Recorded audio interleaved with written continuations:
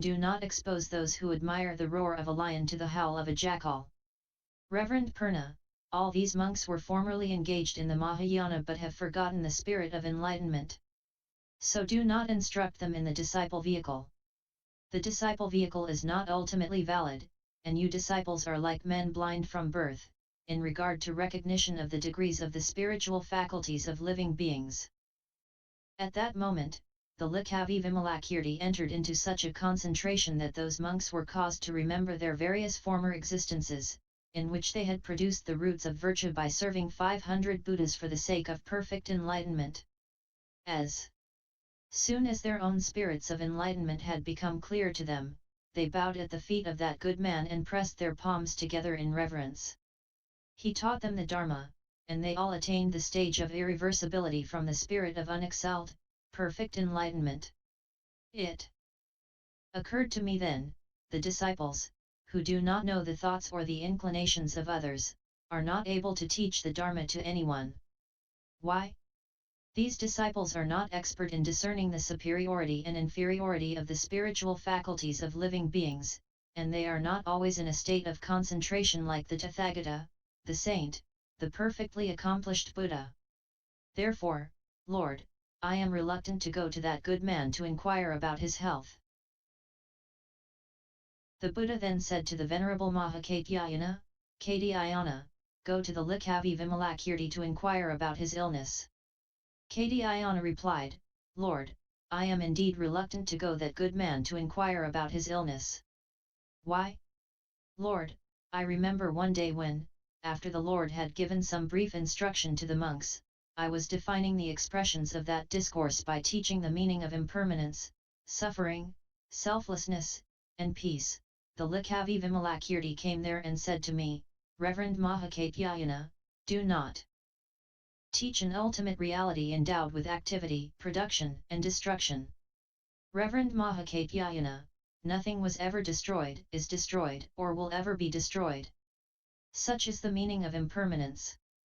The meaning of the realization of birthlessness, through the realization of the voidness of the five aggregates, is the meaning of suffering.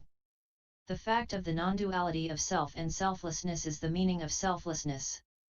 That which has no intrinsic substance and no other sort of substance does not burn, and what does not burn is not extinguished. Such lack of extinction is the meaning of peace. When he had discoursed thus, the minds of the monks were liberated from their defilements and entered a state of non-grasping. Therefore, Lord, I am reluctant to go to that good man to inquire about his illness. The Buddha then said to the Venerable Ánanda, Ánanda, go to the Licchavi Vimalakirti to inquire about his illness. My Lord, I am indeed reluctant to go that good man to inquire about his illness. Why?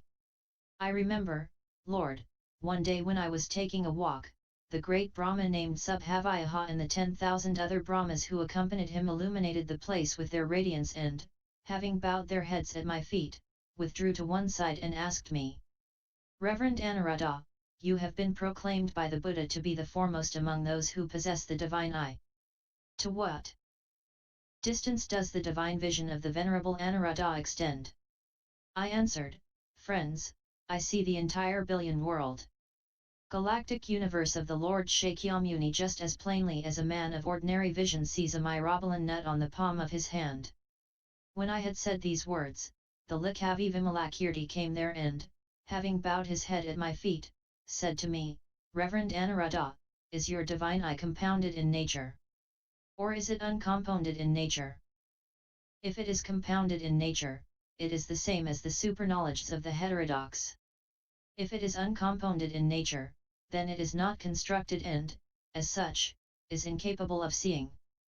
Then, how do you see, O elder? At these words, I became speechless, and Brahma also was amazed to hear this teaching from that good man. Having bowed to him, he said, Who then, in the world, possesses the divine eye? Vimalakirti answered, In the world, it is the Buddhas who have the divine eye. They see all the Buddha fields without even leaving their state of concentration and without being affected by duality. Having heard these words, the 10,000 Brahmas were inspired with high resolve and conceived the spirit of unexcelled, perfect enlightenment. Having paid homage and respect both to me and to that good man, they disappeared. As for me, I remained speechless. And therefore I am reluctant to go to that good man to inquire about his illness. The Buddha then said to the Venerable Uppali, Uppali, go to the Licchavi Vimalakirti to inquire about his illness. Uppali replied, Lord, I am indeed reluctant to go to that good man to inquire about his illness. Why? Lord, I remember that one day there were 2 monks who had committed some infraction and were too ashamed to appear before the Lord, so they came to me and said, Reverend Uppali, we have both committed an infraction but are too ashamed to appear before the Buddha. Venerable Uppali, kindly remove our anxieties by absolving us of these infractions. Lord, while I was giving those 2 monks some religious discourse, the Licchavi Vimalakirti came there and said to me, Reverend Uppali, do not aggravate further the sins of these 2 monks. Without perplexing them, relieve their remorse. Reverend Uppali, sin is not to be apprehended within or without or between the two. Why? The Buddha has said, living beings are afflicted by the passions of thought, and they are purified by the purification of thought. Reverend Uppali, the mind is neither within nor without, nor is it to be apprehended between the two. Sin is just the same as the mind, and all things are just the same as sin. They do not escape this same reality.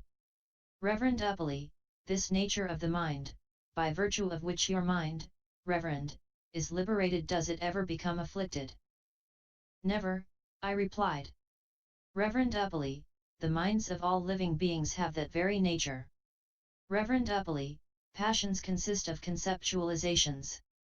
The ultimate non-existence of these conceptualizations and imaginary fabrications, that is the purity that is the intrinsic nature of the mind. Misapprehensions are passions. The ultimate absence of misapprehensions is the intrinsic nature of the mind. The presumption of self is passion. The absence of self is the intrinsic nature of the mind. Reverend Uppali, all things are without production, destruction, and duration, like magical illusions, clouds, and lightning, all things are evanescent, not remaining even for an instant, all things are like dreams, hallucinations, and unreal visions, all things are like the reflection of the moon in water and like a mirror image, they are born of mental construction. Those who know this are called the true upholders of the discipline, and those disciplined in that way are indeed well disciplined. Then the 2 monks said, this householder is extremely well endowed with wisdom. The Reverend Uppali, who was proclaimed by the Lord as the foremost of the upholders of the discipline, is not his equal. I then said to the 2 monks, do not entertain the notion that he is a mere householder. Why? With the exception of the Tathágata himself, there is no disciple or bodhisattva capable of competing with his eloquence or rivaling the brilliance of his wisdom. Thereupon, the 2 monks, delivered from their anxieties and inspired with a high resolve, conceived the spirit of unexcelled, perfect enlightenment. Bowing down to that good man, they made the wish, may all living beings attain eloquence such as this. Therefore, I am reluctant to go to that good man to inquire about his illness. The Buddha then said to the Venerable Rahula, Rahula, go to the Licchavi Vimalakirti to inquire about his illness. Rahula replied, Lord, I am indeed reluctant to go to that good man to inquire about his illness. Why? Lord, I remember that one day many young Licchavi gentlemen came to the place where I was and said to me, Reverend Rahula, you are the son of the Lord, and, having renounced a kingdom of a universal monarch, you have left the world. What are the virtues and benefits you saw in leaving the world? As I was teaching them properly the benefits and virtues of renouncing the world, the Licchavi Vimalakirti came there and, having greeted me, said, Reverend Rahula, you should not teach the benefits and virtues of renunciation in the way that you do. Why? Renunciation is itself the very absence of virtues and benefits. Reverend Rahula, one may speak of benefits and virtues in regard to compounded things, but renunciation is uncompounded, and there can be no question of benefits and virtues in regard to the uncompounded. Reverend Rahula, renunciation is not material but is free of matter. It is free of the extreme views of beginning and end. It is the path of liberation. It is praised by the wise, embraced by the saints, and causes the defeat of all maras. It liberates from the 5 states of existence, purifies the 5 eyes, cultivates the 5 powers, and supports the 5 spiritual faculties. Renunciation is totally harmless to others and is not adulterated with evil things. It disciplines the heterodox, transcending all denominations. It is the bridge over the swamp of desire, without grasping, and free of the habits of I and mine. It is without attachment and without disturbance, eliminating all commotion. It disciplines one's own mind and protects the minds of others. It favors mental quiescence and stimulates transcendental analysis. It is irreproachable in all respects and so is called renunciation. Those who leave the mundane in this way are called truly renunciant. Young men, renounce the world in the light of this clear teaching. The appearance of the Buddha is extremely rare. Human life endowed with leisure and opportunity is very hard to obtain. To be a human being is very precious.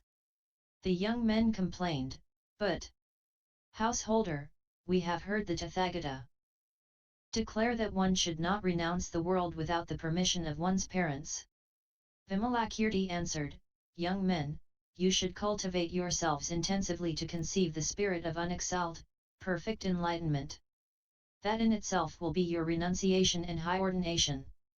Thereupon, 32 of the Licchavi youths conceived the spirit of unexcelled, perfect enlightenment. Therefore, Lord, I am reluctant to go to that good man to inquire about his illness.